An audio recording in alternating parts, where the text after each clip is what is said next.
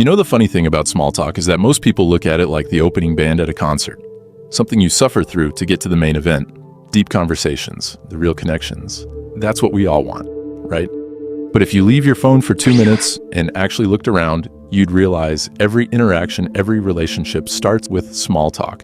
Even your best friend started with, "So, what classes are you taking?" Or some equally awkward nonsense. Now, here's an unpopular take. Small talk is not about what you say. Well, for the most part. It's actually more about making the other person feel like a human instead of a Sims character waiting for input. That's it. You don't need a cheat code, a script, or even charisma. You need to learn one thing: active observation. Okay, I know it sounds like something a nerd would say, but just hear me out. Active observation is about paying attention to the person in front of you like they're the only thing that exists in that moment. Not their vibe, not their aura, just the actual tangible details. Their shirt, their drink, the way they keep glancing at the clock like they'd rather be anywhere else. You notice these things, and then you comment on them in a way that invites, not demands, a response. That's it. Matter of fact, I can just end this video right here. But stay with me now. Trust me, it'll be worth your while. Anyways, let me explain why this works. First, people love to feel seen, not in the cringe, "You're so deep and mysterious" way, but in the simple, "Hey, I noticed you exist" way. It's basic psychology. Humans are hardwired to crave acknowledgement. Second, it's disarming. When you make an observation, you're not putting pressure on them to perform. You're not hitting them with, "So what do you do?" Or, "Where do you see yourself in 5 years?" You're just tossing a ball in their direction and seeing if they want to throw it back. Here's an example. You're at a coffee shop, and the person next to you is holding a book. Most people would say, "What are you reading?" Because they think that's the polite thing to do. Wrong. That's pressure. You're asking them to explain, justify, or summarize, and no one wants to do that. Instead, you say, "That book looks like it's been through some things." Boom. You've just made an observation, and you've done it in a way that's neutral but interesting. Maybe they'll laugh and say, "Yeah, it's my third reread," or maybe they'll say, "Oh, it's terrible. I just want to finish it out of spite." Either way, you've started a conversation without making them feel like they're being interviewed. Or let's say you're at a party, which, if you're an introvert, is probably your worst nightmare. Someone walks by holding a plate of food that looks questionable. Instead of ignoring them or hiding in the corner, you say, "Is that the chicken? It looks like it fought back." Again, you're not asking a question, you're making an observation, and you're doing it in a way that invites humor. Maybe they'll laugh and agree. Maybe they'll even defend the chicken. Either way, you've opened the door. The beauty of active observation is that it works everywhere. Work meetings, first dates, family gatherings, you name it. It's flexible, it's simple, and best of all, it takes the focus off you. You don't have to be charming or witty. You just have to notice stuff and point it out. Simple as that. But now that you know active observation is all about noticing the little things, patterns, details, the stuff most people gloss over, what if I told you there's a way to apply that same principle, but for learning? That's where today's sponsor comes in. Brilliant. Brilliant is kind of like active observation, but instead of helping you learn how to notice people and talk to them, it helps you notice patterns, solve actual problems, and pick up real skills. Whether it's math, programming, data analysis, or even AI, Brilliant breaks it all down into interactive lessons that actually make sense. For starters, Brilliant helps you build problem-solving skills through, well, solving problems. No boring lectures or rote memorization, just real knowledge you can apply immediately. Not only that, they also make it ridiculously easy to build a daily learning habit. You can log in for just a few minutes, tackle 1 or 2 lessons, and come away feeling like you've actually accomplished something. But let's say you're into math, Brilliant lets you start from the basics, or you can also challenge yourself with advanced topics. It's the kind of learning that's actually applicable and useful in your everyday life. Or maybe you want to learn coding, which I know a lot of you do based on your recent comments. Well, their programming courses let you start building programs with Python even from day one. Whether it's games, apps, or just impressing your friends with your newfound nerd cred, Brilliant's got your back. If you want to try Brilliant for free for a full 30 days, visit brilliant.org/someunfilteredguy, or by clicking the first link in the description, or you can scan the QR code right here. You'll also get 20% off an annual premium subscription. Once again, a big thanks to Brilliant for sponsoring this video.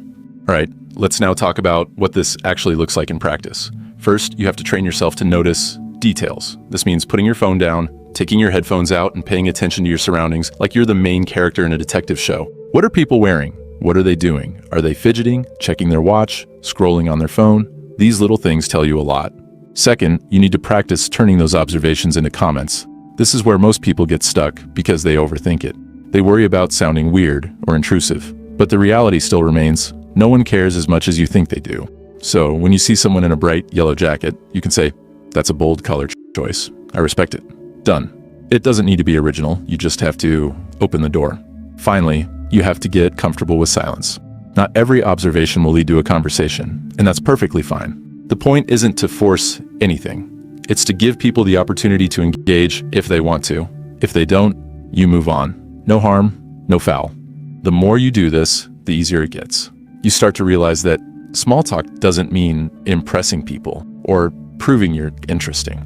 It's about standing on your feet, paying attention, and making people feel seen. That's it. It's not that deep, but it works. And honestly, once you get good at it, it's kind of fun. Now you might be thinking, this sounds way too simple to actually work. But think about it. When was the last time someone genuinely noticed something about you and mentioned it in a non-weird way? Probably not recently. The fact is, people are too caught up in their own heads to notice anyone else, so when you do it, it's like a glitch in the matrix. People pay attention because they're not used to it. Let me give you another example. You're at a Halloween party, another introvert's worst nightmare, and someone walks in wearing a tie with tiny rubber ducks on it. Most people would either ignore it or make a generic comment like, "Nice tie, not you." You're going to be different. You're going to say, "Okay, I need to know the story behind the ducks."